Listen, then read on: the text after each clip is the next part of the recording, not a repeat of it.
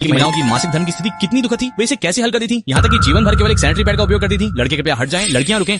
तुम्हारा नाम अली है, 12 साल की हो और तुम्हें महल में नौकरानी के रूप में भेजा गया। जाने वाले दिन तुम्हारी माँ ने चुपके से तुम्हारे हाथ में एक पतली कपड़े की थैली थमाई और कहा, इसे छुपा कर रखना, जिस दिन तुम्हारे नीचे से खून आए इसे ही इस्तेमाल करना, किसी को दिखाना मत। तुम्हें समझ नहीं आ रहा कि वो क्या करिए, बस ये लगता है कि ये बहुत ड्रामा है, लेकिन पूछा कीमत नहीं होती। 3 महीने बाद तुम कपड़े विभाग में रानी के कपड़े इस्त्री कर रही थी, तभी अचानक पेट में भयंकर दर्द होने लगा। शुरू में तुमने ध्यान नहीं दिया, लेकिन जब तुम खड़ी हुई तो जगह गीली और गर्म थी। तुमने नीचे देखा तो खून था। तुम्हें ऐसा लगा जैसे तुम बर्फ की गुफा में गिर गए हो। पहली प्रतिक्रिया दर्द नहीं थी, बल्कि ये थी कि सब खत्म हो गया। तुम्हें लगा कि तुम्हें कोई अजीब बीमारी हो गई है। तुम घबरा गई। पैंट ऊपर खींचने का भी ध्यान नहीं रहा। हाथ पैंट के अंदर डाला तो पूरा हाथ लाल हो गया। तुम डर से पागल हो गई। घबराकर कमरे से बाहर भागी और सीधे जाकर प्रबंधक की मम्मा से टकरा गई। मामा ने नीचे देखा, तुम खून से लथपथ थे। उनका चेहरा हरा पड़ गया और उन्होंने हाथ उठाकर एक थप्पड़ जड़ दिया। तुम पागल हो गए हो। तुम महल के कपड़े गंदे करना चाहते हो क्या? तुम बाहर खींचकर मारे जाना चाहते हो? तुम जमीन पर घुटनों के बल गिरकर सिर झुकाते हो। माथा टकराकर खून बहने लगता है। मुंह से लगातार कहते हो कि ये जानबूझकर नहीं किया, लेकिन तुम्हें खुद नहीं पता कि तुम्हें क्या हुआ है। बस दर्द और शर्म महसूस होती है। तुम्हें पहली बार माहवारी आई और किसी ने तुम्हें यह भी नहीं बताया कि यह क्या है। मामा ने लोगों को तुम्हें खींचकर एक शांत कमरे में ले जाने के लिए कहा, जो विशेष रूप से गंदे लोगों को बंद करने के लिए था। ठंडी फर्श की टाइल से तुम कांप रही हो। तुम्हारे पेट में इतना दर्द हो रहा है कि चिल्लाना चाहती हो, लेकिन आवाज नहीं निकाल सकती। महल में सबसे बड़ा निषेध है अशुद्धता। चाहे आप एक बच्चा ही क्यों ना हो, सामान्य मासिक धर्म भी अशुद्धता माना जा सकता है। गंभीर मामलों में मौत की सजा हो सकती है और हल्के मामलों में निर्वासन। तुम सोचो, तुम्हारी माँ ने जो कपड़े की थैली दी थी वह एक संकरी कपड़े की पट्टी थी, जिसमें एक परत महीन राख और पुरानी रुई थी, लेकिन तुम उसे इस्तेमाल नहीं कर पाई और कोई अन्य कपड़ा भी नहीं था जिससे खून रुक सके। तुम्हें डर था कि कहीं कपड़े गंदे ना हो जाएं, और इससे भी ज्यादा डर था कि कोई और देख न ले, इसलिए तुमने उंगली काटकर सहन किया। 3 दिन तक किसी ने तुम्हें पानी नहीं दिया, किसी ने तुम्हारी परवाह नहीं की। तुम्हारा पूरा शरीर ठंडा हो गया और ऐसा लग रहा था जैसे शरीर टूट जाएगा। जब तुम्हें आखिरकार बाहर निकाला गया, तब तक तुम इतने दुबले हो चुके थे कि पहचान में नहीं आ रहे थे, लेकिन तुम बच गए और तुमने सीख भी लिया। महल में जीवित रहने के लिए नियमों पर नहीं, बल्कि इस पर निर्भर करता है कि आप कितनी अच्छी तरह छिप सकते हैं। इसके बाद जब भी तुम्हें मासिक धर्म होता, तुम पहले से ही उस कपड़े की थैली को छुपा कर रखती। हर रात चुपके से धोती और जब सब सो जाते तो उसे फर्श पर सुखाती, ताकि कोई देख ना सके।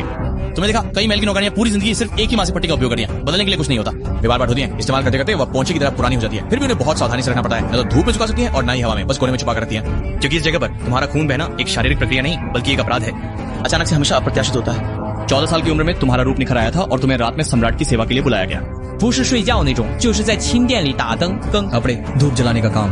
तुम्हें लगता है कि माहवारी आने वाली है, लेकिन देर तक कोई हलचल नहीं है और इस वजह से इस्तीफा देने पर शक पैदा होने का डर है, इसलिए मजबूरी में जाना पड़ता है। जैसे ही तुम हॉल में खड़ी हुई, तुम्हारे पेट में अचानक तेज दर्द हुआ, फिर आंखों के सामने अंधेरा छा गया और तुम जमीन पर गिर पड़ी। एक जोर की आवाज के साथ तुम्हारी ठोड़ी पर चोट लग गई और तुम्हारी स्कर्ट भी गर्म तरल से लाल हो गई। मौके पर एकदम से शांति छा गई। सम्राट ने कुछ नहीं कहा, लेकिन उनका चेहरा ठंडा हो गया और उनके पास खड़े हुए हिजड़े ने तुरंत लोगों को तुम्हें बाहर खींचने के लिए कहा। तुम्हें पता है वो क्या था? तुम्हारी माहवारी वहीं आ गई, और वो भी सम्राट के सामने। इसे वो युग कहते हैं जो कि मौत की सजा है। तुम्हें शांत कमरे में बंद कर दिया गया। बाहर ले जाकर 20 डंडे मारे गए। उस रात तुम्हें लगा कि तुम बच नहीं पाओगे। यह आंतरिक सेवक के प्रमुख थे, जिन्होंने तुम्हारी कम उम्र देखकर दया की। रानी ने सिर हिलाकर तुम्हारी जान बख्श दी। उसके बाद से तुमने कभी भी आंतरिक महल के पास जाने की हिम्मत नहीं की। तुम धीरे धीरे बड़े हुए और बहुत कुछ देखा। तुम्हें बहुत कुछ पता है। आपने देखा कि वे ऊंचे दर्जे की रानियां भी आनंद लेने आती हैं, लेकिन वे कभी कपड़े के थैले नहीं धोती। उनके पास खिदमत के लिए हिजड़े और छोटी दासियां होती हैं। जब आनंद आता है तो वे सुगंधित गोलियां खाती हैं, औषधि पीती हैं, यहाँ तक कि स्वाद को भी पूरी तरह से छुपा देती है। उन्हें प्रतिष्ठा चाहिए, शान चाहिए और सम्मान चाहिए, सब कुछ चाहिए। 而你们这些低等宫女，一个不小心弄脏了衣服，就能被骂脏。तुमने एक छोटी सी गुन्नू के बारे में सुना था, जो मासिक धर्म के समय बुदाई बदलने का समय नहीं पा सकी, और जब वह गिरन को चाय दे रही थी तो उसकी स्कर्ट पर खून की एक छोटी बूंद गिर गई। गायरन ने इसे अपशकुन माना और तुरंत उसे 10 थप्पड़ मारने का आदेश दिया, जिससे उसकी 3 दांत टूट गए। महल के नियम है, चाहे तुम्हें दर्द हो या ना हो, बस ये देखा जाता है कि तुम गंदे हो या नहीं। 20 साल की उम्र के बाद तुम एक प्रबंधक बहन बन गई, जो नई महल की नौकरानियों को नियम सिखाने की जिम्मेदारी संभालती है। एक बार 12 साल की छोटी महल की नौकरानी को मासिक धर्म आया। वो डर के मारे कांप रही थी और चुपके से तुम्हारे पास रोने आई। तुमने कुछ नहीं कहा, बस अपनी कमर से एक पुराना कपड़े का थैला निकालकर उसे दिया। ले जाओ, ध्यान से इस्तेमाल करना। वह तुम्हारी माँ की छोड़ी हुई थी, जो तुम्हारे साथ 7-8 साल से थी। कई बार चली गई, धो धोकर सफेद हो गई। तुम उसे फेंकने का मन नहीं बना पाए। अब तुम उसे सौंप रहे हो, जैसे अपनी एक जिंदगी का हिस्सा सौंप रहे हो। छोटी कुमारी ने कपड़े की थैली पकड़ी, आंसू भरे चेहरे से पूछा, क्या मैंने कुछ गलत किया? तुमने सिर हिलाया। तुमने कुछ गलत नहीं किया, हमारे पास कोई विकल्प नहीं है। 30 साल की उम्र में तुमने अचानक पाया कि तुम्हें अब मासिक धर्म नहीं आता। तुम्हें लगा ये बुढ़ापे की वजह से, लेकिन ताई ने कहा कि तुम्हारे शरीर में ठंड और नमी घुस गई है और तुम्हारी ऊर्जा और खून की कमी हो गई है। तुम कुछ सालों से ज्यादा नहीं पाओगे। तुम्हें पता है कि ये साल बहुत कठिन रहे हैं। हर दिन बर्फीले पानी में कपड़े धोना, मासिक धर्म के दौरान आराम करने की हिम्मत नहीं होती, रात में भी पानी और खाना लाना पड़ता है। खुद को याद भी नहीं कि कब ठीक से लेटकर सोई थी। आप शांत कमरे के कोने में बैठी हैं और देखती हैं कि वे युवा महल की महिलाएं अभी भी चुपके से बर्फ के कपड़े धो रही हैं। अचानक आपको रोने का मन करता है। यह जगह एक अच्छे भले इंसान को चलती फिरती लाश बना देती है।